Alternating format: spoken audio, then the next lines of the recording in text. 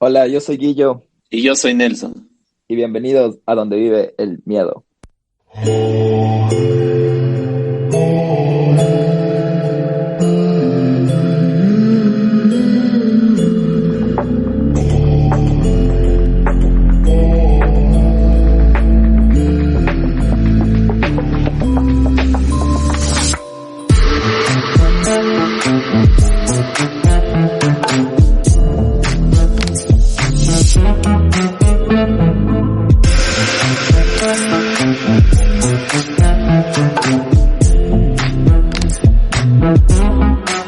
Mayo 2020, Nelson, lo logramos, llegamos a otro mes de este año, cuarto mes. Sí, Guillo, qué bien que nos fue en el capítulo paranormal. Parece que a todos les gustó. Estamos muy contentos de haberles podido ofrecer ese material. Esperamos poder hacer más paranormal seguido y que nos den sus opiniones acerca de eso, como siempre. Ya todos saben que hacemos esto por ustedes. ¿Qué te pareció, Guillo? ¿Cómo te sentiste haciendo ese capítulo? ¿Sabes qué? Bastante bien, era nuestro primer paranormal, entonces obviamente había las ansias que teníamos y a contar nuestras historias personales de cuando éramos más jóvenes y niños en esa casa prácticamente, no sé cómo llamarla, encantada, para no decir embrujada o endemoniada. Sí, sabes que a mí también me trasladó a esas épocas. Recordé bastantes cosas que pensé que yo ya las había olvidado y superado, pero sí, fue un capítulo súper chévere, nos asustamos un montón y eso es lo bueno, ¿no? De poder recordar, de poder sentir esas cosas que nos causan a veces escalofríos. Y Guillo, dime, tuvimos algunos comentarios también acerca de historias que nos dijeron nuestros seguidores. Nos parecieron súper chéveres. ¿Tú crees que tal vez podamos hacer algo con las historias que ellos nos cuentan? Sí, totalmente. Justo te iba a decir que no solo tú te transportaste a nuestras vivencias pasadas, sino muchos de nuestros oyentes, gracias, nos mandaron unas historias interesantes, unas cortas, unas largas, en mensajes de voz y todo. Y les tenemos una excelente noticia, es que para el capítulo 6, que si todo va bien y seguimos adelante, está planificado para el 17 de mayo, vamos a hacer un capítulo de casos cortos. Es decir, nos vamos a contactar con las historias más interesantes y más especiales para poderles invitar a nuestro programa el 17 de mayo. Así que tienen hasta el 17 de mayo para mandarnos más historias paranormales, creíbles y particulares, especiales, que tengan algo que los diferencie o tal vez relacione mucho con el primer caso que nosotros contamos. Así que hasta el 17 de mayo empieza la cuenta regresiva hoy.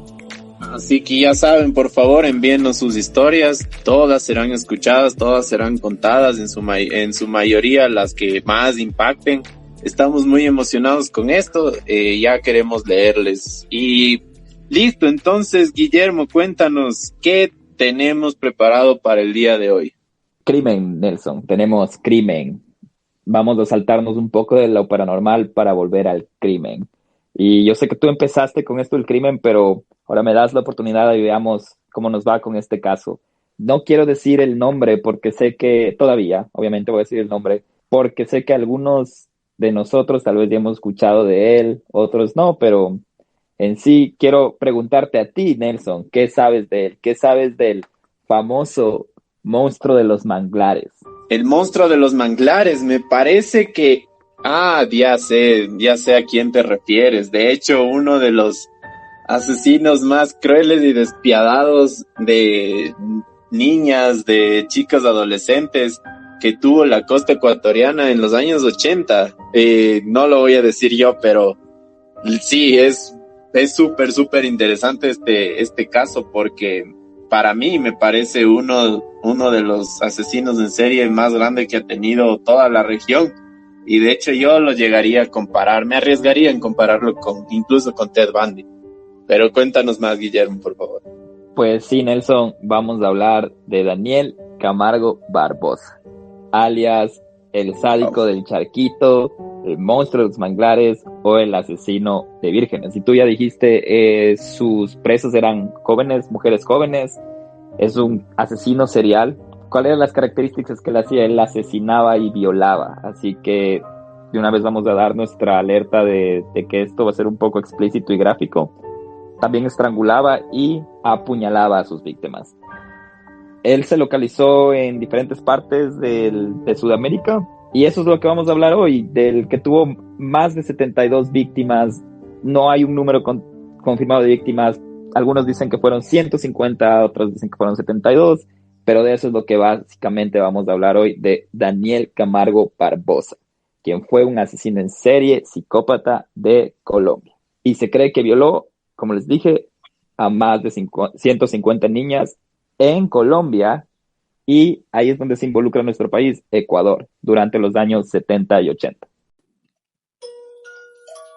Advertencia: los comentarios, conclusiones y recomendaciones que escucharán a continuación son responsabilidad de los locutores y no forman parte de las investigaciones ni de la divulgación de este caso.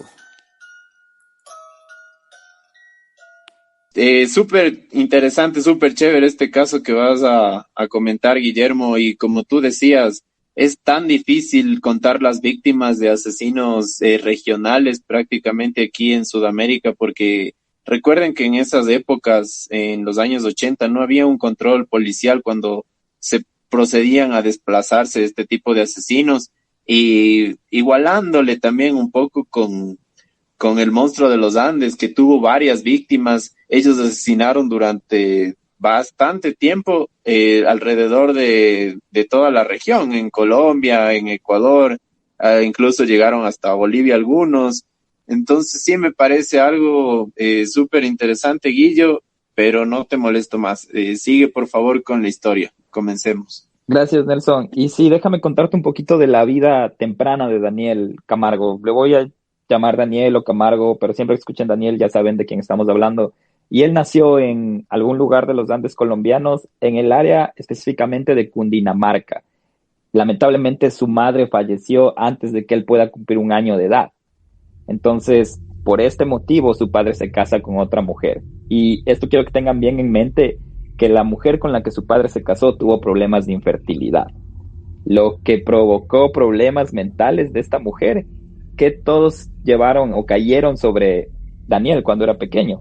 ¿Y qué hacía la madre de Daniel? Lo vestía de niña, de mujer, y le obligaba a ir así, vestido de mujer, al niño.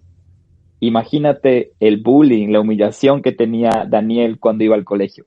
Pero, a pesar de todo esto, Daniel se destacó por ser gran estudiante. Estudió en el Colegio León 13 de Bogotá.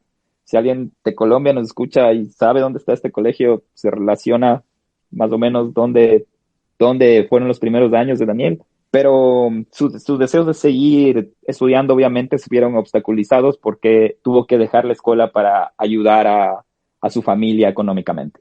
Sí, Guillermo, qué tema tan profundo que has tocado en este momento, porque empiezan desde ahí las características de algunos asesinos psicópatas, que es en base a lo que las madres distorsionan la realidad de una vida normal aparentemente de las personas. Entonces, como yo sí podría decir, y yo también tengo muy presente eso, es que los padres también influyen sobre este tipo de personas que son diferentes, ¿no? Sí, como mencionamos en nuestro primer caso de asesino serial, que fue de Hermosa, hay muchos factores, ¿no? Y que pueden detonar en temprana edad, y uno de esos es, como tú dices, los vínculos familiares, cómo fue criado familiarmente, y obviamente los escenarios que tuvo que vivir durante la adolescencia, niñez. Esos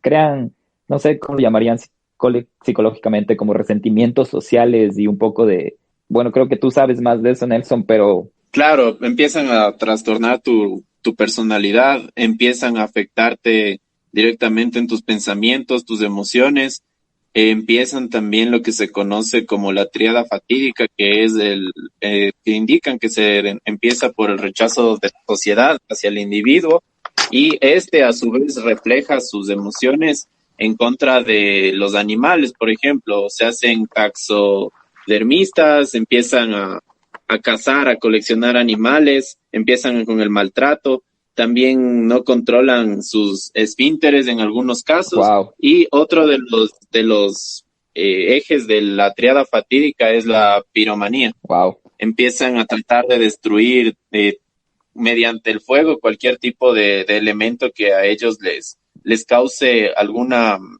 enojo, alguna histeria. Entonces, es prácticamente lo que te puedes desarrollar cuando tienes un trastorno de la personalidad desde temprana Yo creo edad. que deberías preparar tal vez en el futuro algún capítulo en lo que hables cómo son los cuadros o las diferentes características de un asesino serial, porque mencionaste un montón de características, pero aquí en Cargo no hubo muchas de las que mencionaste, pero sería bastante interesante saber cuáles son las características de diferentes asesinos. Pero bueno, sigamos, sé que nos apasiona esto y a veces nos desviamos del tema, pero bueno, un poco de la vida temprana de Daniel y ya moviéndonos más a la parte de los delitos y encarcelamiento. Él fue arrestado por primera vez en Bogotá el 24 de mayo de 1958 por un hurto menor. Ese podría decir que fue el primer acto, la primera contravención contra la ley que él tuvo, pero no fue nada grave. Después tuvo una unión con una mujer que se llamaba Alcira y tuvo 2 hijos con ella. Mientras estaba con Alcira se enamora de otra mujer. Su nombre era Esperanza, de 28 años, y con ella planeaba casarse. Pero, ¿por qué crees que no se casa con Esperanza, Nelson? No sé qué pasó, ¿tuvo algún No, problema? porque descubrió que Esperanza no era virgen. Y esto es bastante importante porque es una característica, es una fijación que tenía Camargo. Él estaba solo interesado en las mujeres vírgenes. Entonces, él decide no casarse, pero no es que se separa de Esperanza, sino que él y Esperanza llegan a un acuerdo en que consiste en que él se quedaría con Esperanza si ella le ayuda a traer chicas vírgenes, a encontrar chicas vírgenes con las que él pueda tener relaciones sexuales. O sea, él ya determinaba un patrón de gustos, un patrón de O sea, preferencias. él inconscientemente no sabía, porque a esta fecha, en sus primeros años, no había matado a alguien, solo sabíamos que estaba interesado en chicas vírgenes. Por eso es la razón que con Esperanza ya no quería saber nada. Y más bien usa a Esperanza como su cómplice. Entonces, imagínate, empezamos a hablar un poco de crimen asociado porque Esperanza se empieza a convertir en la cómplice de Camargo porque era la que atraía a jóvenes con falsos pretextos a su apartamento. Y ya en el apartamento las drogaban con pastillas secundarias de sodio para que Camargo así les pueda violar. O sea, Camargo las violaba drogadas. O sea, él ya tenía un modo de Exacto, operación utilizando a su pareja de ese exacto. entonces, ¿no? Entonces ya empezó a hacer este modus operandi, como tú dices, de drogarlas y violarlas. Entonces, en este tiempo él comete 5 violaciones de este tipo, pero como te mencioné antes, no mata a nadie, no mata a ninguna de las chicas. A la quinta niña que abusaron, ella denuncia el crimen y tanto Esperanza como Camargo son arrestados y se les lleva a prisiones separadas. Y en ese momento, Camargo fue condenado por agresión sexual en Colombia el 10 de abril de 1964. Una de las niñas escapa, la quinta no escapa, pero reporta este crimen. ¿Qué te parece? Sí, como tú dices, se puede ya empezar a evidenciar el modo de operación que Camargo tenía utilizando también a la otra persona. Me imagino que su pareja, además de él desarrollarle ese aspecto macabro que es utilizarla para que le consiga niñas y todo, me parece que él también muestra uno de los símbolos principales de los psicópatas, que es la manipulación y la falta de emociones. Entonces, yo pienso que a partir de ahí él empezó a desarrollar otro tipo de contexto en base a los pensamientos, a los gustos, a lo que él deseaba hacer a sus Sí, víctimas. entonces lo que él prácticamente estaba formándose, ¿no? Estaba ya empezando a pulirse de lo que él llegaría a cometer. Bueno, en fin, el juez que condena a Camargo por esta agresión sexual lo condena por 3 años de prisión, lo que a Camargo le sorprende, porque para él le pareció poco. No mencionó que le pareció poco, pero lo demuestra agradeciendo la indulgencia recibida por el juez. Entonces, en ese momento, él jura arrepentirse, enmendar sus costumbres, pero luego un nuevo juez toma el caso y, ¿sabes?, le sentencia a 8 años de prisión. Eso provocó una ira rebelde de Camargo. Pero, en fin, cumplió su condena completa y fue puesto en libertad luego de estos 8 años de prisión. Wow, sí, me parece que pasó bueno, debe haber sido un juicio un tanto especial para que lo hayan dado solo 3 años. No sé cuál sería el error por la parte de los abogados, o quizás no sé cuál sería la defensa en base a eso, si es que no había las pruebas Yo suficientes, creo que, pero 3 años es muy sí, yo poco. creo que en este tiempo, como mencionaste al inicio, de cómo no confirmar el número de víctimas, y no, eran años tempranos, años en los que recién apenas estaban conociendo la policía, el tema judicial, este tipo de agresiones. Entonces, tal vez ellos tampoco sabían cómo actuar en estos momentos. Entonces, recién, tal vez, depende de los eventos que sucedían, ellos se encargaban de estas leyes, me supongo, ¿no?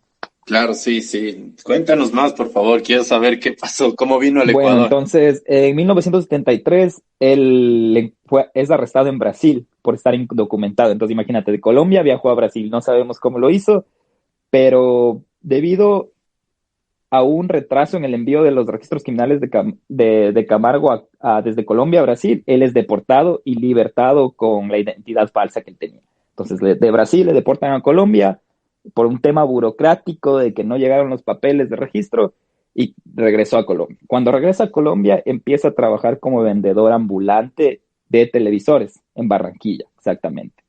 Y un día, cuando pasaba por una escuela, secuestra a una niña de 9 años, la viola y la asesina para que no pueda informar a la policía como lo había hecho su víctima anterior.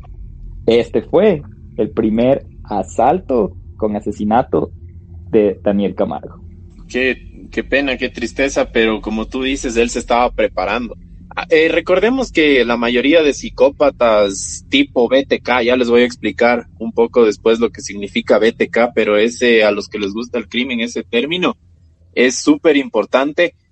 Ellos empiezan su metodología de robo, su metodología de secuestro, su metodología de asesinatos mediante la práctica. Si ellos no fueron detenidos en un principio, en una instancia, lo van a seguir haciendo, porque su personalidad, sus trastornos, de sus emociones y todo, les da para seguir practicando en diferentes personas. Entonces, sí es súper importante llegar a determinar estos rasgos mediante una investigación psicológica, psiquiátrica, cuando se los detiene. Por eso es tan importante ahora en estos días para todas las comunidades, para todas las sociedades, la criminología. Sí, yo creo que todo esto es un tema de causa y efecto, y él se va formando, depende a lo que va pasando, ¿no? Él violaba antes, las drogaba y las violaba, y no cometía el asesinato.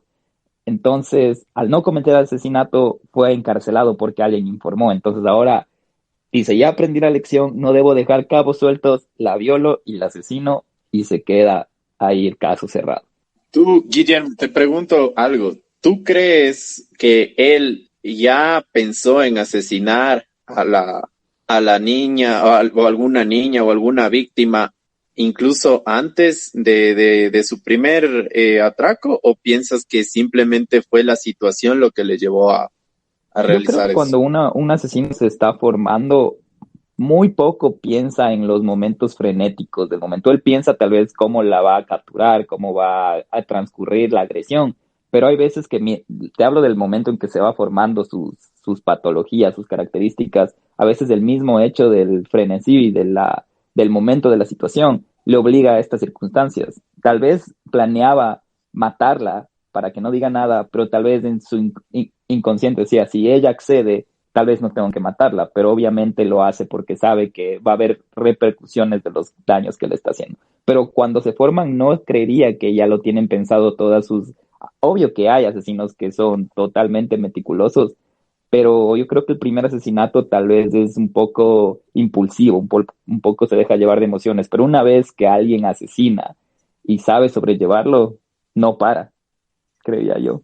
Sí, bueno, sí es un tema súper importante y largo de analizar, porque hasta ahora se siguen haciendo estudios, pero sigamos, Guillermo, ¿qué pasó después de su primera Bueno, víctima? como hablábamos un poco del tema de cómo era en esta época encontrar víctimas o saber quién era la víctima, no había ADN, no había nada de esto. Camargo fue arrestado el 3 de mayo de 1974 en Barranquilla, un año después de que él comete su primer asesinato. Entonces, ¿cómo le capturan? Camargo es interesante porque él regresa a una escena del crimen para recuperar unas pantallas de televisión que se había olvidado junto a la víctima. Y en ese tiempo, sí, y en Ah, ese tiempo se creía que él ya había violado y matado a más de 80 niñas en Colombia, pero solo fue encarcelado por violar y matar a una niña de 9 años. Ese fue el por qué le condenaron, porque hubo evidencia, porque regresó a la escena del crimen. Entonces, por este caso, él es sentenciado a 30 años de prisión.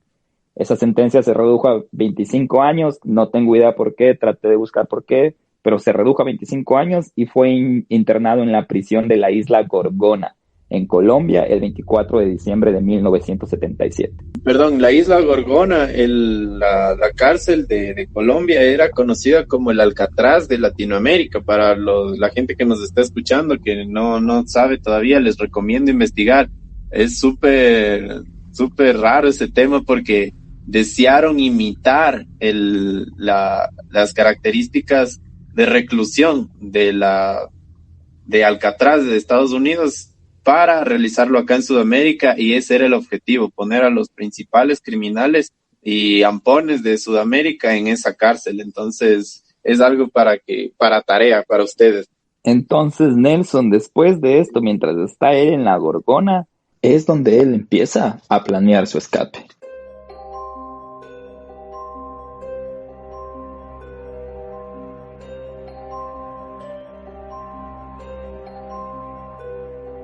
Entonces Nelson, en noviembre de 1984, Camargo se escapa de la Gorgona. Como un prisionero se escapa de una isla que estaba construida queriendo imitar a la prisión de Alcatraz de Estados Unidos. ¿Cómo lo hace? Te va a causar tal vez un poco de risa, pero a la vez te va a sorprender. Él construye un barco primitivo, pero antes de eso, con toda la librería que había en la Gorgona, él estaba estudiando cuidadosamente las corrientes oceánicas. Aquí vamos a Wow. otro tema que él no era. ¿Te acuerdas que al inicio te decía que era destacado en la parte académica? Era bastante inteligente, ¿no? Para poder construir un barco primitivo y saber cómo navegar las corrientes oceánicas. Y eso, Wow. Sin práctica, porque es una vez en tu vida, como dirían, te arriesgas, lo haces y te tiene que funcionar. O sea, él ya tenía listo lo que tenía que es hacer. por Es esa razón que impresionante. las autoridades asumen que él muere en el mar, que murió en el mar, y la prensa informa que los tiburones lo habían comido. O sea, nadie creía que él había sobrevivido. Entonces ahí es cuando él llega a Quito, porque escapa de la Gorgona a Ecuador y llega a Quito. Cuando llega a Quito no se queda a Quito, no se queda en Quito, sino viaja en un autobús a Guayaquil. No se sabe si fue el 5 o 6 de diciembre de 1984. El 18 de diciembre secuestra a una niña de 9 años en la ciudad de Quevedo, en la provincia de Los Ríos, de ahí en nuestro país, y al día siguiente una niña de 10 años también desaparece. Entonces apenas llegó, estaba listo, estaba con sed de sangre, de sus instintos, que estaba recluido todo este tiempo. De ahí de 1984 a 1986, Camargo comete una serie de al menos 54 violaciones y asesinatos en Guayaquil. Imagínate, 54 Wow. violaciones. Entonces la policía empezó a creer que todas estas muertes eran relacionadas con pandillas. Decían que era obra de pandillas porque no podían entender que una sola persona podría haber matado a tantas niñas. ¿Cómo crees que vivía Camargo en esos tiempos? Camargo dormía en las calles y vivía del dinero que podía ganar revendiendo bolígrafos y golosinas en la calle. Él vendía esferos, bolígrafos, plumas, como las llamen en sus países, en las calles.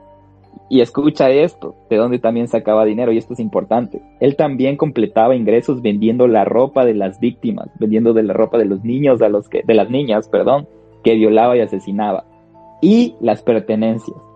Él tenía, y vamos a escuchar más adelante algo que conseguí para ustedes, él tenía una fijación, él era, como te digo, muy inteligente, entonces él se acordaba totalmente las características de sus víctimas y qué hacía con cada una de ellas, y sobre todo se acordaban qué estaban usando en ropa y en joyería, o una cadenita, o un anillo, cualquier cosa, porque él los vendía y sacaba dinero, sacaba ganancias de eso. No sé, qué fuerte, qué tema tan espeluznante, perdón, saber cómo él podía grabar todo. Y como tú dices, una persona tan inteligente que haya dedicado prácticamente su inteligencia y su intelecto a este tipo de actos tan atroces. Es impresionante, la verdad.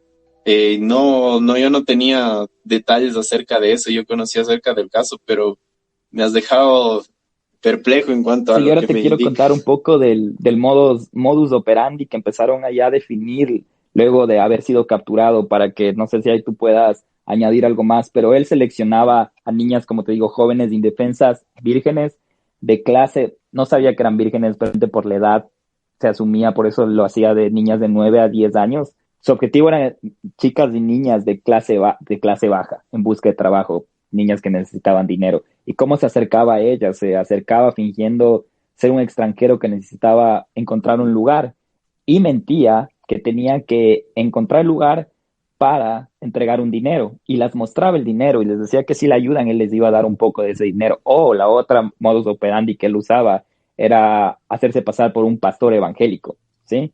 Y que venía de una iglesia afuera de la ciudad y necesitaba encontrar otra iglesia, entonces siempre explicaba que tenía que entregar dinero o tenía que llegar a algún lugar y ofrecía recompensa a las personas que le ayudaban y le mostraban el camino a su destino, supuestamente, porque era un extranjero, alguien que no conocía el área. Algo que también él hacía era que, como te mencioné, buscaba chicas que no tenían trabajo, él les ofrecía trabajo, él decía que trabajaba en una fábrica y les podía ayudar dando trabajo en una fábrica, pero mientras él, y es interesante en este tema, en esta época, Nelson, en estos años, que no era nada raro ver a un hombre mayor con una niña pequeña, porque si tú veías a un hombre mayor con una niña pequeña, sobre todo cogidos de la mano, porque él llegaba a este punto de crear una imagen de que no se veía como que él estuviera haciendo algo malo con la niña, sino que lo veían y pensaban que era el tío o era algún familiar o el padre, pero nadie veía raro que un hombre adulto ande con una niña pequeña. Entonces eso también es importante en la época de este tiempo, ¿no? Ahora ya todos somos más precavidos, más asustados, etcétera. Por obviamente todos estos Claro, temas que han pasado nos han dejado un poco de lección. sí, cada vez nosotros vamos como evolucionando psicológicamente en cuanto al cuidado que tenemos que tener. Y como tú decías, también quería acotar algo. Yo tenía entendido, yo había escuchado que él se hacía pasar por pastor evangélico. Entonces, para que ustedes vean la parte de la astucia que él tenía, llevando a sus víctimas, indicándoles que él era una persona de espiritualidad. Entonces, para él eso era mucho más fácil poder convencer a alguien. De hecho, también creo que escuché hace tiempo que había una persona bueno, está viva hasta ahora, que pudo escapar de sus garras y que él lo había llevado de viaje prácticamente por algunas provincias del Ecuador a ella, y a todo el mundo le decía que él era pastor, que le estaba llevando a su hija, porque le preguntaba a la gente, ¿no? A veces, y a ella la tenía amenazada. Una historia, había escuchado algo de eso. Entonces sí, para que se den cuenta la forma de Y algo que manipulación de él. también quiero mencionarles es que él nació en el año 1930 y él estuvo en Quito en los años 1986 por ahí, entonces era un hombre ya de 56 años, ese tiempo, niñas chiquitas que la gente podría pensar que era el abuelo, que las niñas eran las nietas, pero bueno, siguiendo adelante, lo que él hacía, él les llevaba a lugares boscosos, a lugares como bosques, y les alegaba diciendo que era un atajo para evitar sospechas de las víctimas. Entonces imagínate, una niña pequeña no va a pensar que le va a pasar algo malo, tal vez la inocencia en ese tiempo. hasta si alguna de las niñas trataba de hacer algo, él no dejaba que se fueran. ¿Qué hacía Camargo? ¿Cuál era su modo operandus? Él las violaba antes de estrangularlas, ¿sí? Él primero las estrangulaba o a veces hasta las apuñalaba cuando se resistían. Entonces, por eso les decía que eso es un poco gráfico, pero él las estrangulaba y las apuñalaba. Después de que las víctimas morían, él únicamente cogía y dejaba sus cuerpos en el bosque. ¿Cuál era su propósito? Que los carroñeros del área lo limpiaran. Sí, él solo las dejaba botados, así nada más. Ese era el modus operandi de Daniel, más o menos. Wow, rompe también varios esquemas de los asesinos en serie, psicópatas, porque como les mencionaba, hay un patrón que se conoce de algunos asesinos que es muy estudiado, no es que solo pasó una vez ni tampoco 2 o 3 veces. Hay varios asesinos en series que utilizaban la modalidad BTK. BTK por sus siglas en inglés significa Bind, Torture and Kill, que es amarrar, torturar y asesinar. Pero como tú me indicas, él violaba y posteriormente las Sí, asesinaba, ¿no? era tal cual lo que él dice, como lo dice su modus operandi. Él primero las violaba y luego procedía a estrangularlas o apuñalarlas.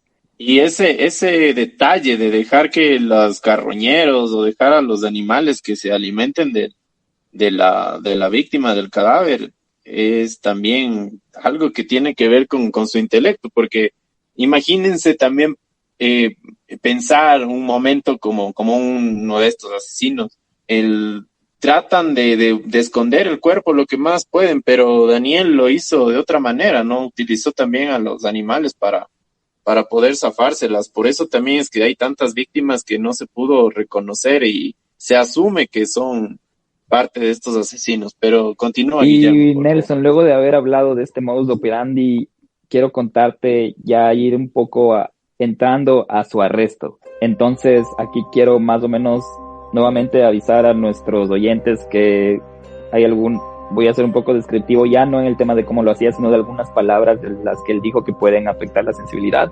Pero bueno, Camargo fue arrestado por 2 policías en Quito el 26 de febrero de 1983. Solo después de unos minutos de que había asesinado a una niña de 9 años, que se llamaba en ese tiempo Elizabeth.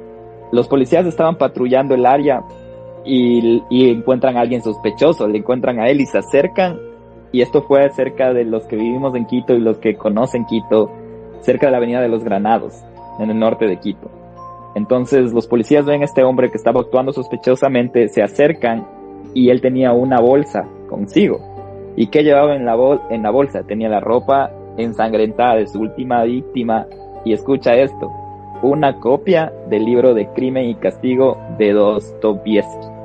Oh, por Dios, o sea, él ya sabía, ya estaba pensando cómo defenderse acerca de sus Sí, víctimas. la también. verdad no indagué mucho de este libro, pero sigo al punto de que era un hombre letrado, ¿no? Que imagínate, que llevaba un libro consigo.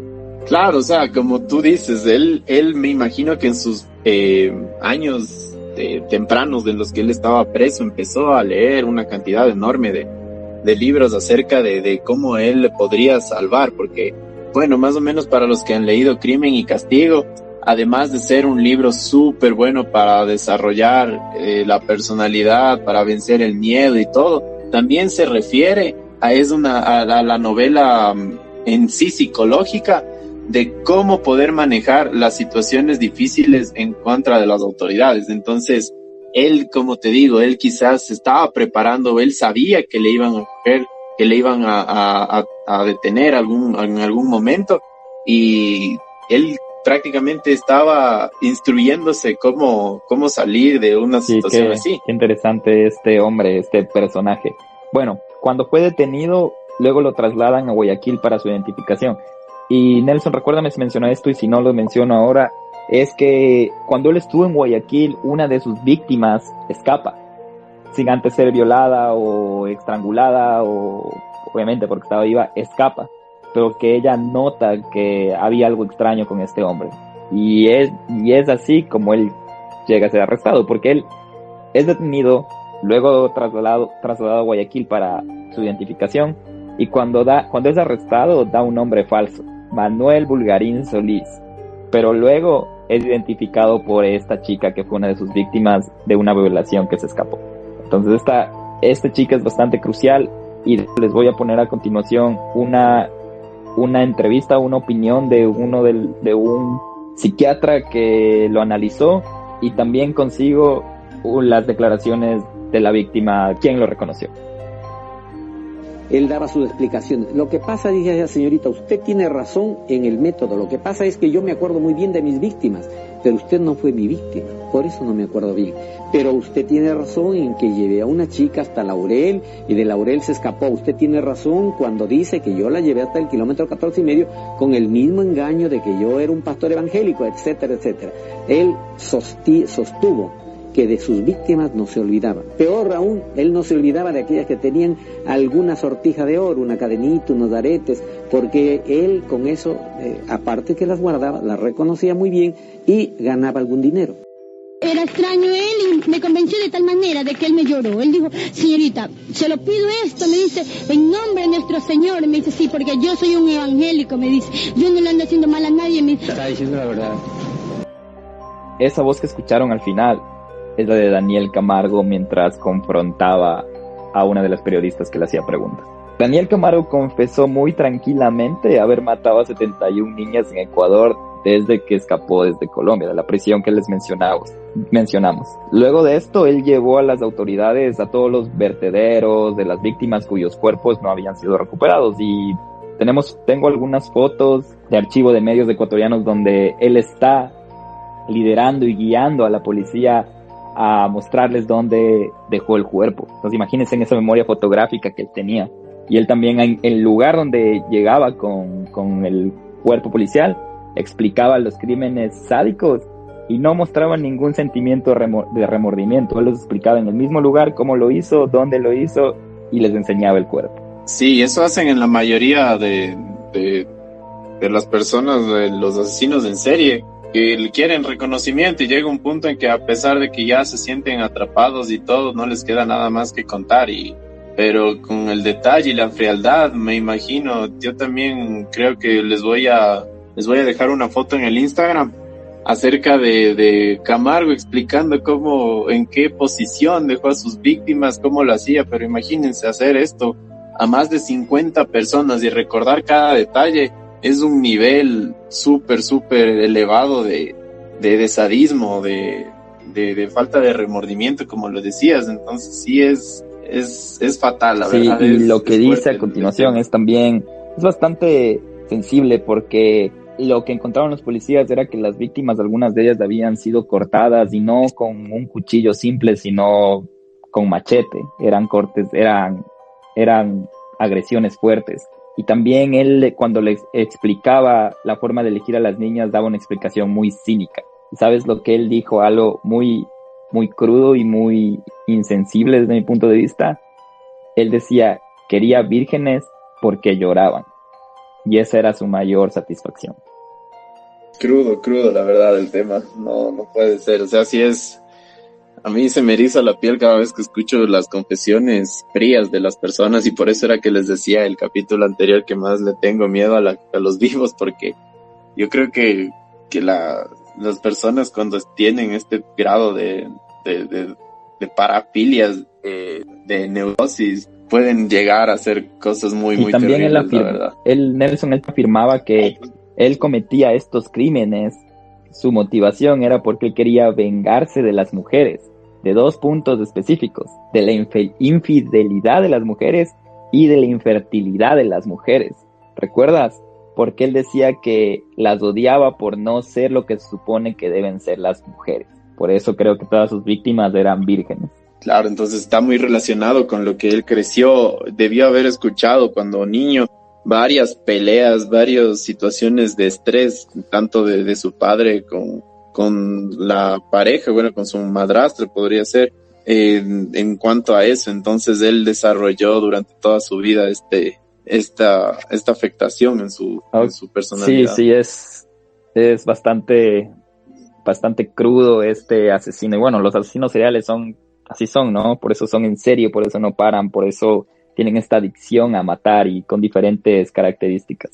En junio de 1986, Francisco Febres Cordero, un periodista del periódico Hoy de Ecuador, logra concretar una entrevista con Camargo. ¿Y por qué esto es importante? Porque para tener una entrevista con Camargo era muy difícil, porque la policía bloqueó a los medios todo acceso hacia Camargo.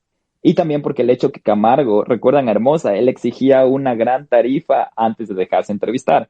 Pero Francisco Febres Cordero, él fingió ser parte de un grupo de psicólogos a los que se les permite acceder al prisionero. Y ahí pudo hacer algunas preguntas a Camargo sin despertar sospechas.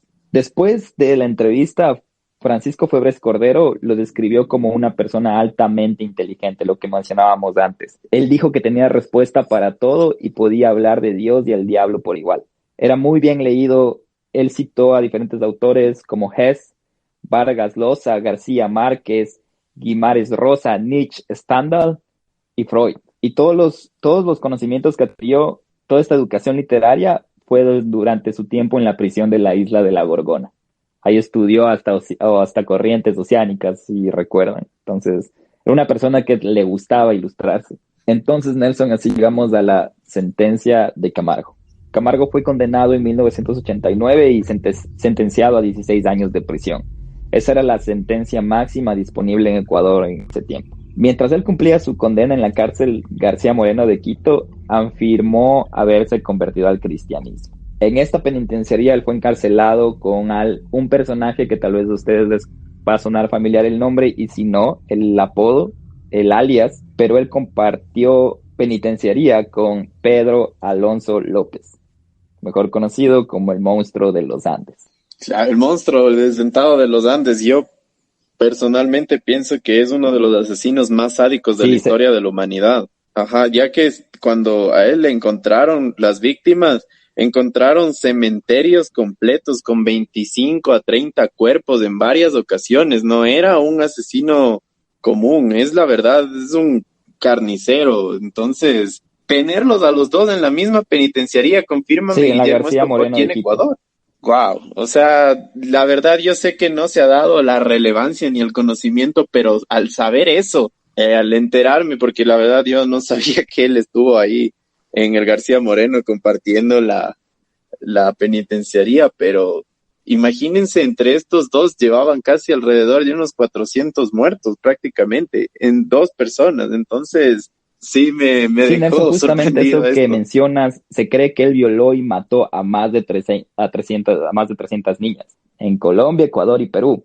Entonces, díganos en los comentarios si quieren que Nelson prepare, nuestro adicto al crimen, que prepare algo sobre el monstruo de los Andes. Y díganos, tal vez podemos indagar un poco y tenerles algo, pues, porque este sería un caso grande. Sí, Guillermo, te propongo, podemos hacer un poll en Instagram para ver si es que ustedes quieren escuchar acerca del caso del monstruo de los Andes, del desdentado. Para mí sería un placer porque hay demasiado material. Son, imagínense, son casi 350 víctimas que él tiene. De lo que he visto, es uno de los asesinos más sanguinarios, más carniceros, como les llamo yo, como les categorizo yo. Entonces, si en verdad quieren escuchar algo de esta manera, algo de bastante sangre, de carnicería, con gusto para ustedes lo prepararemos. Y Pero sigue, bueno, por favor. después de haber compartido celda con el famosísimo monstruo de los Andes, mientras cumplía su condena de 16 años, él fue asesinado en 1994. Y imagínate cómo es la vida, que fue asesinado en prisión por Luis Masache Narváez. Y quien era Luis era primo de una de sus víctimas.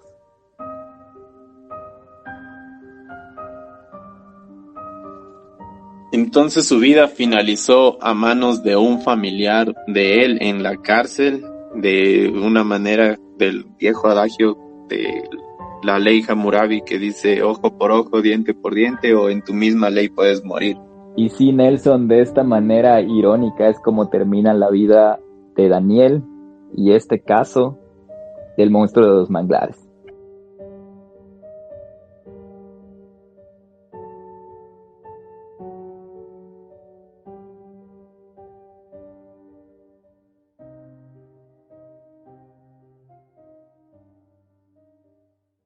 Bueno, qué fuerte caso, la verdad.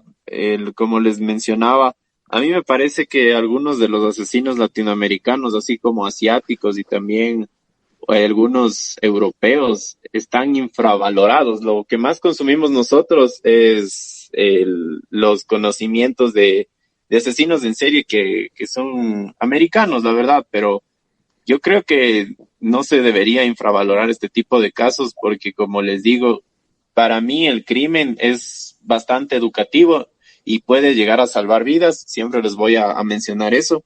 Y este tipo de crímenes atroces que se han cometido aquí, pudimos evidenciar un montón de falencias, tanto legislativas, evidenciamos también un montón de falencias en cuanto a la policía. Incluso este asesino se logró escapar de la cárcel. Si no lo hubiera logrado, se podría decir que por lo menos habrían unas 100 víctimas aproximadamente vivas.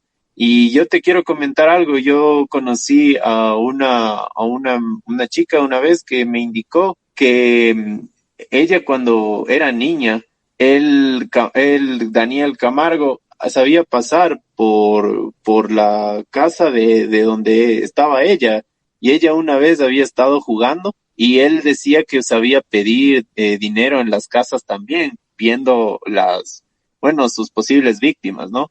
Entonces una vez su madre había salido y se había asustado y le había dicho: mijita, ven para acá. Y años después le había comentado que Daniel Camargo era el que estaba al acecho de ella. Entonces, esto había sucedido en los años 80 y también escuchar eso de primera mano se te puede erizar la piel, porque ¿cuántos casos así no hay? Y yo sé que la mayoría de personas que nos escuchan son menores, que más o menos son aproximadamente desde los 90 en adelante. Entonces, ustedes pueden preguntarle también a sus padres, a sus madres, a sus tías, si es que saben algo de este caso, para que nos vayan retroalimentando información también. Es un honor para nosotros escucharles sus historias, sus comentarios acerca de lo que sucedió, para saber también más, ¿no? Si es que ustedes tienen alguna historia de alguna tía, algo a su mamá, puede ser, que los acechaba Daniel Camargo, sería súper Sí, claro, chévere. como mencionábamos, es también la idea de hacer un poco de esta comunidad paranormal y criminalística entre nosotros, y sería chévere leerles.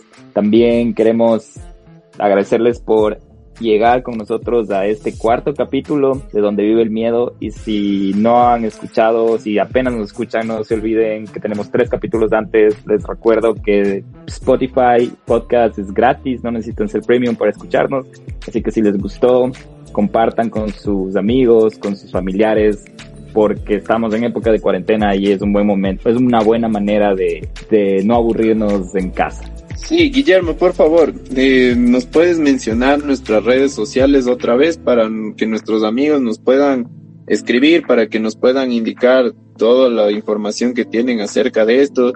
Nos pueden decir todo lo que requieran. Si ustedes tienen tal vez alguna solicitud, si es que quieren hablar acerca de algún asesino, que quieran escuchar más detalles, recuerden que nuestras investigaciones tratan de ser lo más a fondo posible para encontrar nuevos datos.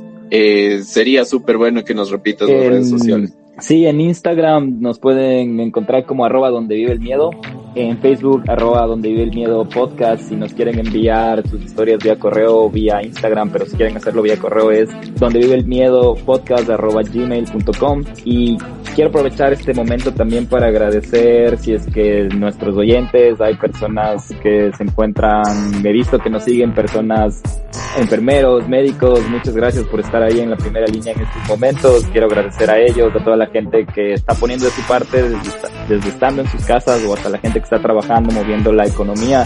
Todos estamos haciendo un poco. Solo quería aprovechar este momento para agradecer, y que sigan tranquilos, sigan cuidándose. Creo que eso sería todo de mi parte, Nelson. Cuídense mucho, nos vemos el próximo domingo, les leemos pronto sus historias y estamos conversando por las redes sociales. Bye. Listo, chao, nos vemos. Ya.